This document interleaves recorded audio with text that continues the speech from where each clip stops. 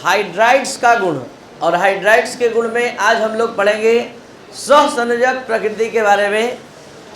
सहसंयोजक प्रकृति का संबंध विद्युत ऋणात्मकता से होता है, जिसका केंद्रीय परमाणु जितना कम विद्युत ऋणात्मक होता है वो उतना ज़्यादा साझेदारी में, मतलब साझेदारी करने का क्षमता रखता है। ध्यान दिया जाए, नाइट्रोजन, फास्फोरस, Sb और बिस्मथ, इसमें जैसे जैसे हम नीचे जाएंगे ये नाइट्रोजन से कम विद्युत ऋणात्मक फास्फोरस होता है, फास्फोरस से कम विद्युत ऋणात्मक S, और सबसे कम विद्युत ऋणात्मक कौन होता है? तो कॉन्सेप्ट ये है कि जैसे जैसे विद्युत ऋणात्मकता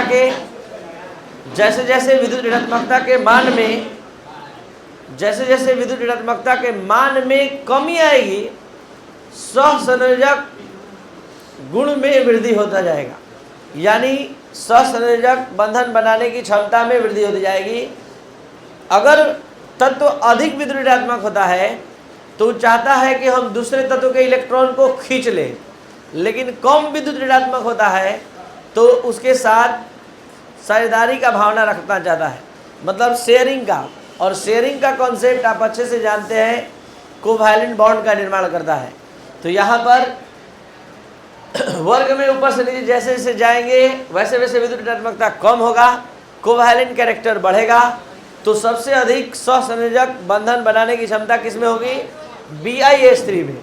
और सबसे कम कारण है कि N के विद्युत ऋणात्मकता का मान, इसके केंद्रीय परमाणु N के विद्युत ऋणात्मकता का मान सबसे अधिक होगा और ये उतना साझेदारी करना नहीं चाहेगा।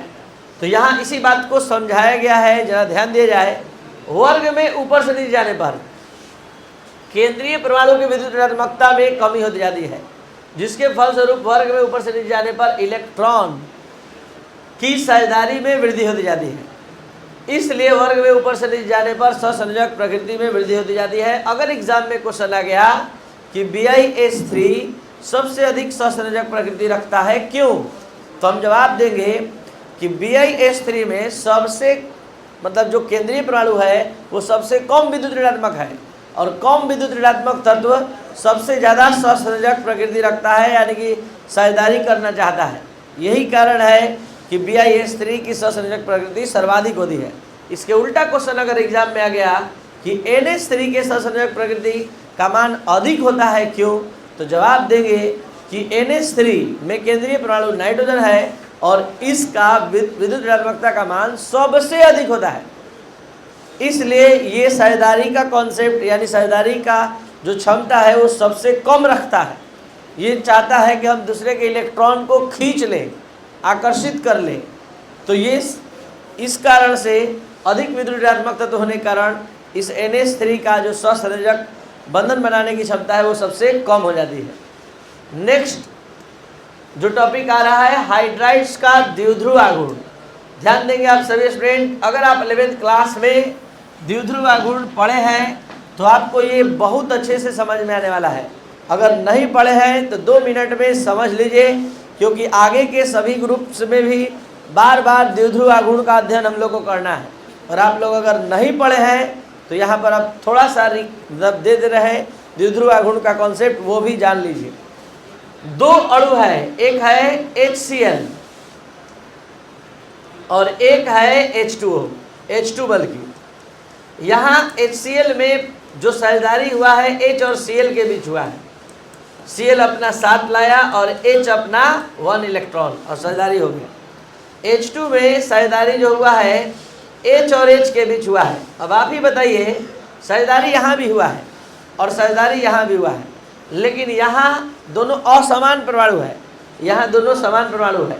यहाँ का इलेक्ट्रॉन युग्म न बाएं खिंचाएगा न दाएं, लेकिन यहाँ निश्चित है कि Cl की ओर खिंचाएगा। Cl के विद्युत ऋणात्मकता का मान अधिक होता है। अधिक होने के कारण ये इस पर डेल्टा माइनस चार्ज उत्पन्न होगा, इस पर डेल्टा प्लस, जबकि इस पर कोई आवेश उत्पन्न। तो इस बात को समझने के लिए हम एक और एग्जाम्पल दे रहे हैं कि A भी एक अणु है और हमने मान लिया कि A की विद्युत ऋणात्मकता कम है और B का अधिक है, तो A भी अणु के B परमाणु पर यहाँ Q माइनस चार्ज उत्पन्न हुआ और इस पर Q प्लस, क्योंकि A से अधिक विद्युत ऋणात्मक कौन है? बी। तो इलेक्ट्रॉन युग्म किधर खिंचाएगा? बी की ओर। तो क्या होता है द्विध्रुव आघूर्ण? ध्यान दीजिएगा, यहाँ हम दोनों के बीच की दूरी डी मान लिए। साइंस की दुनिया में आघूर्ण, जैसे आप फिजिक्स में बल आघूर्ण, जड़त्व आघूर्ण पढ़े, आज केमिस्ट्री में द्विध्रुव आघूर्ण पढ़ रहे हैं। दो ध्रुव यहाँ विकसित हो गया और दो ध्रुव विकसित होने के कारण जो आघूर्ण का आप अध्ययन करेंगे वही द्विध्रुव आघूर्ण है।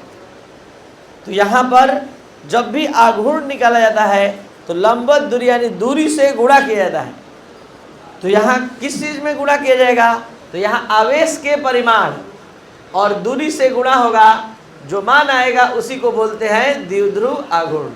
और पूरा परिभाषा द्विध्रुव आघूर्ण का इस प्रकार से है, धन ध्रुव या ऋण ध्रुव पर स्थित आवेश का परिमाण और दोनों ध्रुवों के बीच की दूरी के गुणनफल को द्विध्रुव आघूर्ण कहते हैं।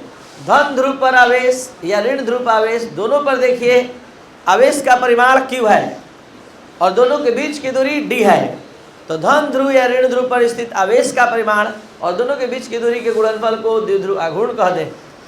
सोचिए कि यहाँ पर HCl में आवेश उत्पन्न हुआ, Q का मान निश्चित कुछ ना कुछ होगा, तो म्यू का भी मान कुछ ना कुछ होगा।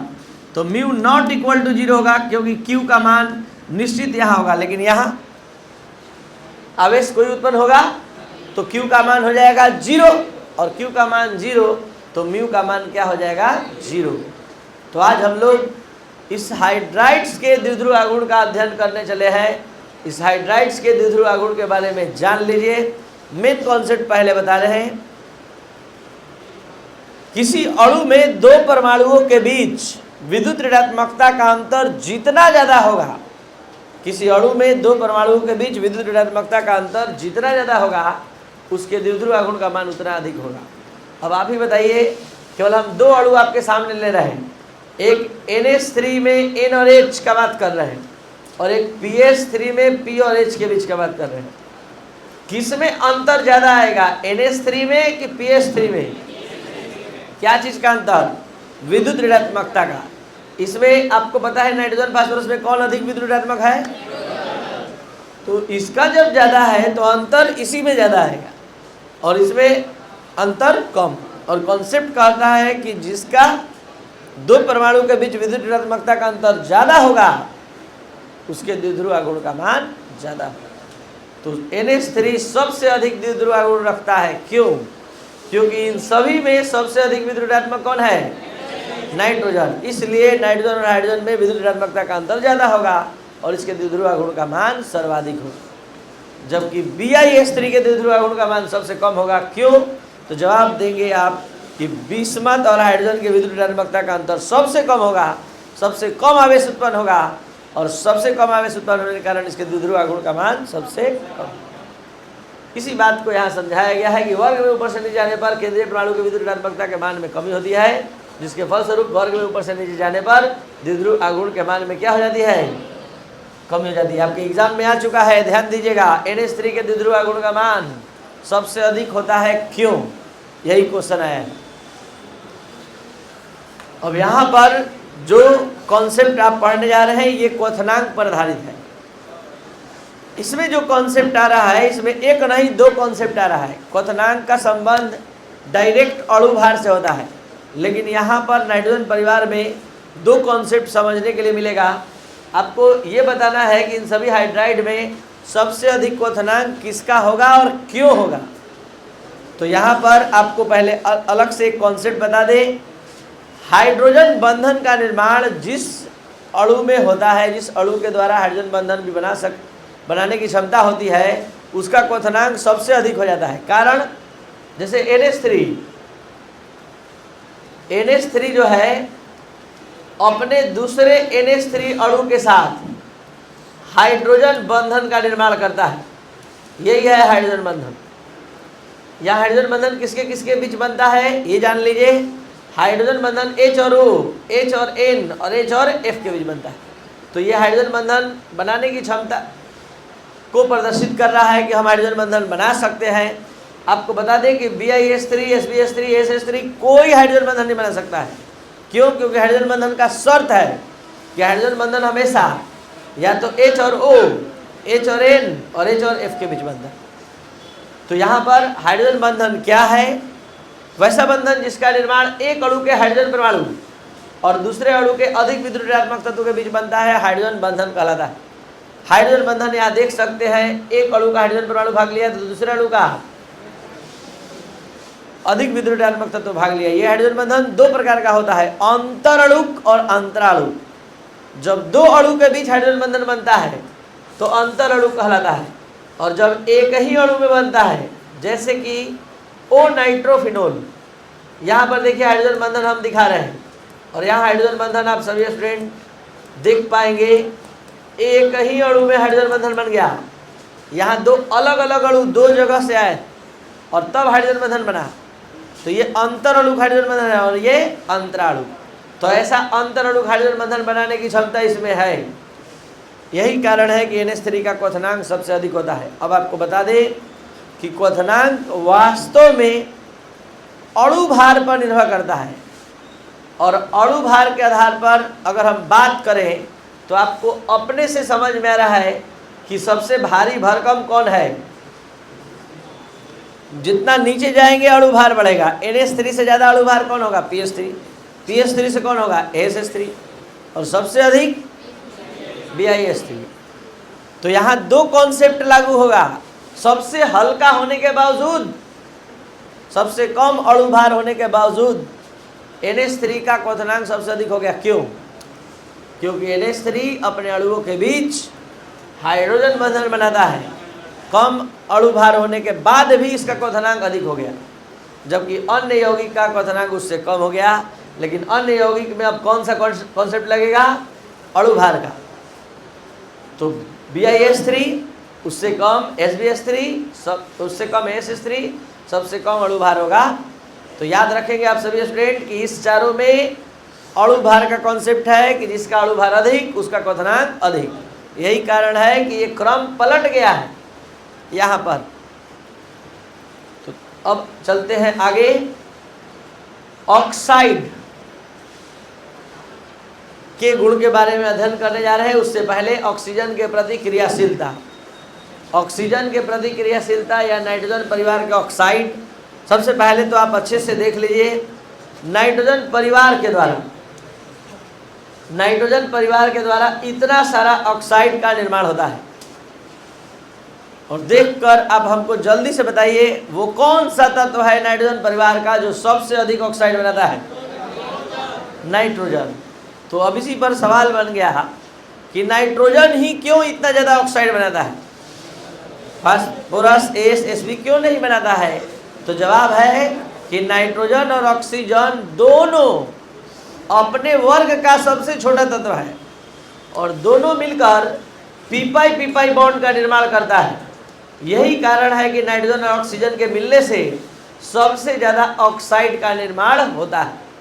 फिर से, नाइट्रोजन अपने वर्ग में सबसे छोटा, ऑक्सीजन अपने वर्ग में सबसे छोटा, और जब दोनों मिलता है तो पी बॉन्ड का निर्माण करता है। यही कारण है कि नाइट्रोजन ऑक्सीजन से सर्वाधिक ऑक्साइड का निर्माण होता है।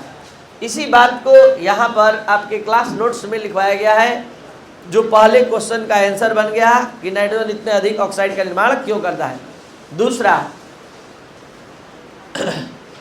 यदि कोई तत्व अपने ऑक्साइड में उच्च ऑक्सीकरण अवस्था दिखाएगा, यानी ऑक्साइड बन गया बहुत सारा, जहाँ पर नाइट्रोजन परिवार के तत्व का ऑक्सीकरण अवस्था उच्च होगा, तो समझा जाएगा कि वो उतना ज़्यादा सहसंयोजक प्रकृति रखेगा। जितना ज़्यादा ऑक्सीकरण अवस्था आएगा उसका सहसंयोजक प्रकृति उतना ही अधिक होगा। नेक्स्ट पॉइंट, पूरे ऑक्साइड, जितना ऑक्साइड आप देखें उसमें से दो ऑक्साइड ऐसा है, N2O और NO, ये उदासीन प्रकृति का होता है, उदासीन न्यूट्रल कैरेक्टर का होता है। और अब भस्मीय गुण के बारे में यहाँ बताया जा रहा है कि वर्ग में ऊपर से नीचे जाने पर ऑक्साइड के भस्मीय गुण में क्या होती है? वृद्धि होती जाती है। क्यों वृद्धि होती है इसका कारण बता रहे हैं, जल्दी से बताइए। नाइट्रोजन, फास्फोरस,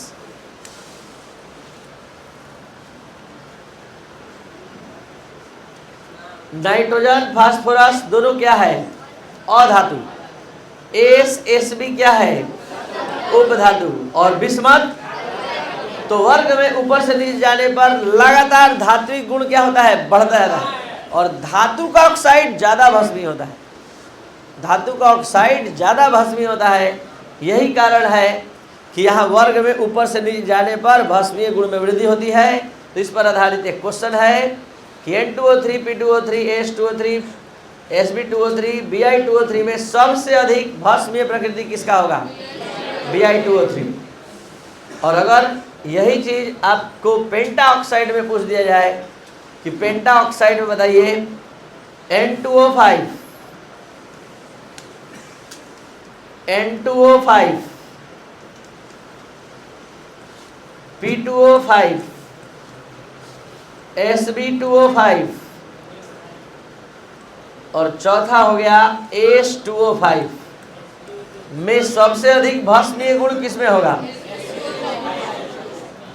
Sb2O5 और सबसे कम N2O। तो ये था आपका आज का क्लास। आज आप पढ़े हाइड्राइड्स का गुण और ऑक्साइड का गुण। नेक्स्ट क्लास हम लेकर आ रहे हैं हाइड्रोजन के प्रति क्रियाशीलता। हाइड्रोजन कितने तरह का हाइलाइट्स का निर्माण कर सकता है नाइट्रोजन परिवार, ये हम लोग पढ़ेंगे। और उसके बाद डाई नाइट्रोजन, अमोनिया का हैबर प्रोसेस और स्टवाल्ड विधि से HNO3 के निर्माण विधि का नेक्स्ट क्लास में अध्ययन करने जा रहे हैं। तो जो भी स्टूडेंट इस चैनल पर नए हैं जरूर इसको शेयर और सब्सक्राइब करें। Thank you.